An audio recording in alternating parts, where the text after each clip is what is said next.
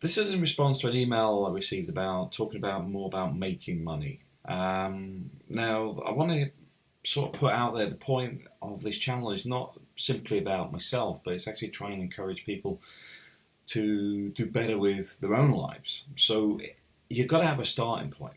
Now, the starting point for most people is actually reducing debt. The starting point is getting debt free. The starting point is looking at what you can already do. Financially, myself, I've got money from last year. There's still money banked from the year before. I've got monies in savings and investments. All the Philippine stuff that we have is already paid for. It's all paid for in cash. The fact is, I'm debt free. The only thing that costs me money here in Spain is the apartment we're living in. So you've got to understand that to move forward, a lot of it is not about gaining more money, it's managing the money you have already. Now, I can go in depth with how I can and how I do make money, but I think that will come along later. Quite simply, I'm adjusting things myself here, but also I think from the perspective of helping other people out, I think it's more they need to look at what they're doing first. What do I mean? Well, for example, if your mortgage is hammering your cash flow on a monthly basis and the money you've got coming in breaks even every month, can you reduce what you're spending on other stuff? For example, do you have premium cable TV when you're at work most of the time and don't actually need to watch it? So what's the point? Have all the movies on there are like at least 6 months a year old and you don't really use it. Can you get rid of that package? Those sort of things have a major impact because even if you transferred the money you normally spend on that onto credit card debt, onto your mortgage or whatever, even paying a little bit extra every month reduces the time at the end because it's the reverse snowball effect. Because with the snowball effect is where you concentrate on reducing your debt and then you keep rolling it. Because what happens is you've got a fixed amount every month, but as debts are paid off, you then have more to pay the other debts off. So it snowballs. You're paying it off faster and faster. Well, with debt, it's the other way around. You end up with more and more debt and longer time periods to pay it. So your mortgage is like 25 years. But if you've got the snowball effect going, that may become 20 years, 15, 10, because you're paying it off as fast as you can. And that is more important than trying to work out how I make an income because a lot of people cannot replicate how I do it. I'm not saying that everybody can't, I'm saying that in the broader spectrum of things, a lot of people can't do it because they don't have the same skill set. But in the same way, if you have specific skills, is there more you can do with it? For example, a friend of mine does injection molding. All he does is sit in the machine and push this thing in and out all day because it's not big stuff. But at the same time, what did he do? He bought another machine and put it in his garage. So he does his work at the factory he works at, and then he does exactly the same at home for another person. That is him getting out of debt. That's him getting debt free. Yes, the machine cost him, I think it was about £15,000-20,000, but at the same time, it's generating money. It's paying itself off, and obviously, he could actually get somebody else in there when he's not there, doing exactly the same. They just push this thing in and out. It's fairly basic, let's put it that way. It's not one of these big computerized ones where it's spinning around and doing all the work. It's basically you push the thing in manually, it sort of injects it, then you take it out, and then you undo it, take it out, check it's right, then put another one in. And it's a very simple machine, but at the same time, it pays the bills. So that sort of thing for him works. But obviously I can't say to you, go and get an injection molding machine because you'll go, I've never worked in injecting molding. That's what I'm talking about. Everything's different for every person. That's why I don't really concentrate on what I actually do for financial income. Where do I make my biggest income? The answer is spreadsheets. I am very, very good at Excel. I'm very good from a technical background for engineering. So that's where I focus because even trying to get out of that business, people keep offering me work there, so I end up going back into it. So that's the realities. But could you get the same knowledge as me?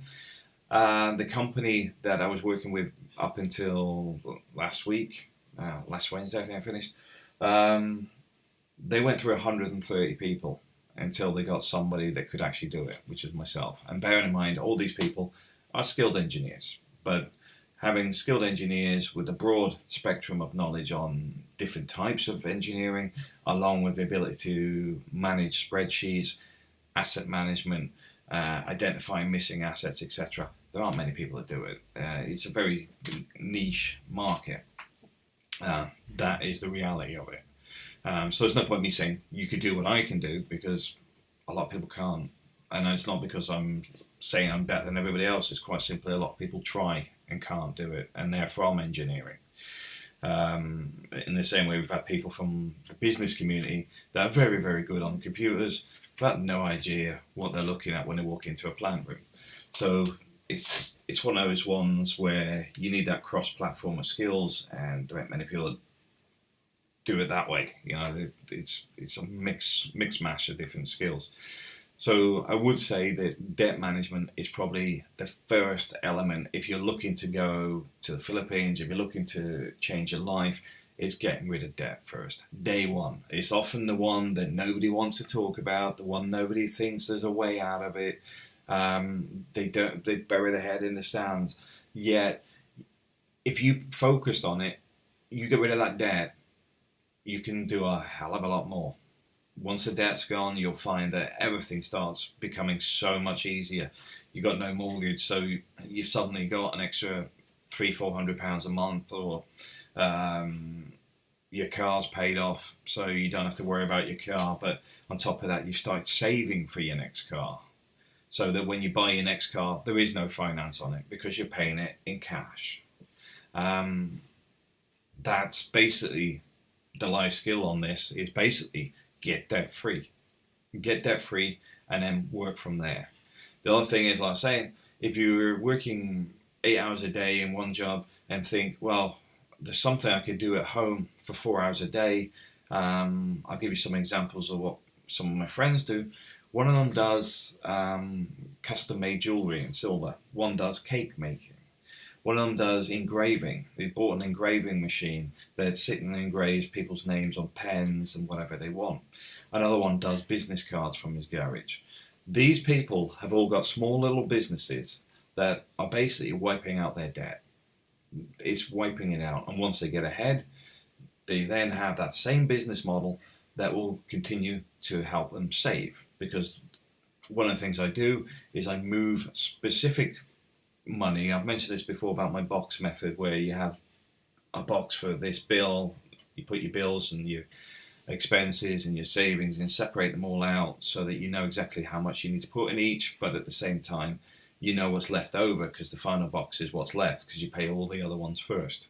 Once you get ahead, you start having money that you can say, I'm going to put that in savings.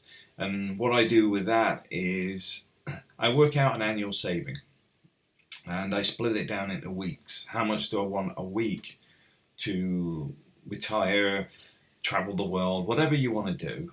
And basically what you're trying to do is, with your savings, have a plan of getting rid of the weeks that you normally work by replacing it with savings money. So what am I talking about? So say you have a peer-to-peer lending fund. Your peer-to-peer lending is still in its early stages, so say it only makes £1,000 a year. So how much do you need to earn to pay all your bills currently and be comfortable? £1,000 a month. So okay, so there you go. You got £250 a week off that. So that's 1 month of the year you don't have to work. So you now have 11 months that you need to find money to make without actually physically working. And that's how I work. This is how my long-term pension plan works. Is basically I remove months from my year, basically working months, working weeks, working days, whatever your finances are. You start planning so that you can actually sit back and reduce the amount of work you're doing. But also, the money I have in peer-to-peer lending, because I don't need it for the next decade, it's rolling. So every month, well, yeah, it's literally every month. There's payments coming back in that are then lent back out, and it just keeps rolling. It's growing on an annual basis. It's growing on a monthly basis. It's a continuous investment. So this is a bit like the snowball effect. The earlier you pay it off, like with your mortgage, you pay it off, the quicker you're debt free. In this case, the earlier you start investing, the less years you need to invest to get to that point where you don't have to work anymore. That's it. It's as simple as that. I know it sounds a bit strange, but that's exactly how all this works. There's no magic solution, because I know people, think that bang, I'll win the lottery and I'll be fine. You look at the amount of people that failed after they won the lottery. The answer is they don't know how to manage money. It doesn't matter how much money they had. They would have spent it all. The realities of this is you need to be able to manage your money first. And this is where the beginning. You need to sit there and analyze where you're hemorrhaging your cash. And then you sit there and you go, right, I'm paying too much on my credit cards. I'm paying for satellite TV I don't even watch. I have a gym membership, but I haven't been this year. And start looking at stuff where you're wasting money. Literally, you could go, hello, cancel my gym membership. I don't come in anyway. And I know that may sound a bit, well, you should go at the gym. Yeah, you should, but you're not. So why pay for it? Because the amount you're spending on that gym membership, you may find another 18 months down the line, the amount you would have saved, you could buy yourself a home gym or whatever.